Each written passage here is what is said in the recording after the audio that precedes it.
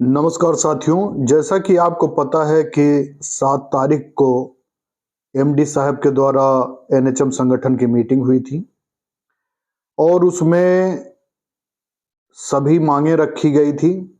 उसके बाद में फिर से एक बार मीटिंग हुई और उन मांगों के क्रम में आपको पता है कितनी मांगे रखी गई थी। उनमें एक मांग थी कि सीएचओ के साथ जो शोषण का माध्यम पीबीआई बना हुआ है उसको उनके सैलरी में मर्ज कर दिया जाए। और बहुत खुशी की बात है आप सभी के लिए कि वो मांग पूरी हो गई और उसका पत्र भी जारी हो गया है। तो वो पत्र देखिए इस प्रकार है।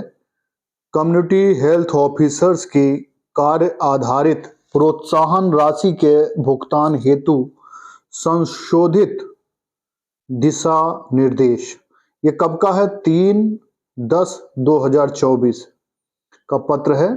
सभी के लिए शुभकामना है। जो भी सीएचओ कैंडिडेट हैं, क्या है? प्रेषक मिशन निदेशक राष्ट्रीय स्वास्थ्य मिशन उत्तर प्रदेश लखनऊ और सेवा में समस्त जिला अधिकारी अध्यक्ष जिला स्वास्थ्य समिति उत्तर प्रदेश। नंबर 2 समस्त मुख्य चिकित्सा अधिकारी उत्तर प्रदेश।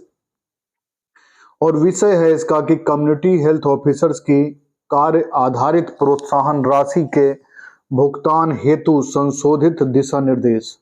महोदय महोदया, जैसा कि आप अवगत हैं कि कार्यालय के पत्रांक 4 जनवरी 2023 का संदर्भ ग्रहण करने का कष्ट करें, जिसके द्वारा ई कवच पोर्टल के माध्यम से ऑनलाइन पारदर्शी व्यवस्था के द्वारा कम्युनिटी हेल्थ ऑफिसर्स के कार्य आधारित प्रोत्साहन राशि के भुगतान हेतु निर्देशित किया गया है, जिसमें प्रत्येक माह की 23 तारीख तक कम्युनिटी हेल्थ ऑफिसर द्वारा पोर्टल पर अपनी कार्य प्रगति का अंकन किया जाना है, जिसके आधार पर पोर्टल द्वारा कार्य आधारित प्रोत्साहन राशि का आकलन स्वतः होता है तथा प्रत्येक माह की 28 तारीख तक प्रभारी चिकित्सा अधिकारी द्वारा प्रोत्साहन राशि का सत्यापन के उपरांत अप्रूवल प्रदान किए जाने के निर्देश दिए गए थे। कम्युनिटी हेल्थ ऑफिसर्स के पीबीआई के भुगतान की नियमित समीक्षा करने पर यह संज्ञान में आया कि कम्युनिटी हेल्थ ऑफिसर्स के पीबीआई का भुगतान ससमय नहीं हो रहा है, जिसके क्रम में पूर्व में भुगतान हेतु की गई व्यवस्था में निम्नानुसार संशोधन किया जा रहा है।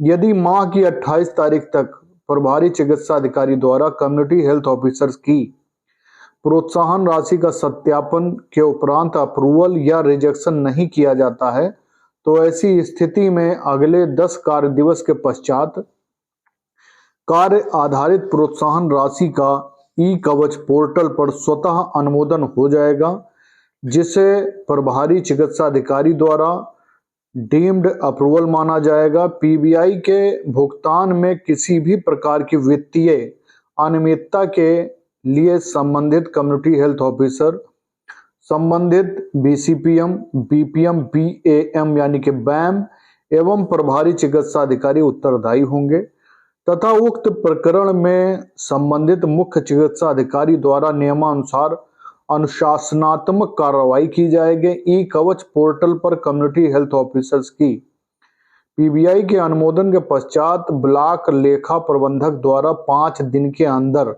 पीबीआई का भुगतान नियमानुसार किया जाए।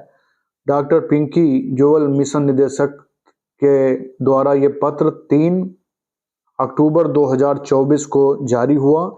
सभी सीएचओ को बहुत बहुत शुभकामना है कि यूपीएनएचएम संघ द्वारा जो सीएचओ की पीबीआई की डिमांड व्यवस्था की डिमांड की गई थी वो लागू हो गया है। आपको पता है कि 7 और 22 अगस्त को और 30 सितंबर को इस संबंध में वार्ता हुई थी, जिसका परिणाम है। बाकी तो आप ये सभी लोग, सभी एनएचएम के कर्मचारी, सभी और सभी नेता प्रशंसा के पात्र हैं।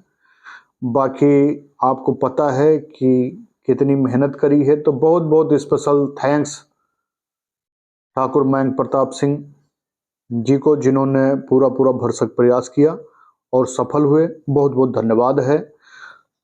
हमारी एसोसिएशन संयुक्त नर्सेस वेलफेयर एसोसिएशन, मैं प्रदेश अध्यक्ष प्रभाकर द्विवेदी, मैं आप सभी को शुभकामना देता हूं कि कम्युनिटी हेल्थ ऑफिसर्स की ये जो समस्या दूर हुई है, इसमें सभी लोग प्रशंसा के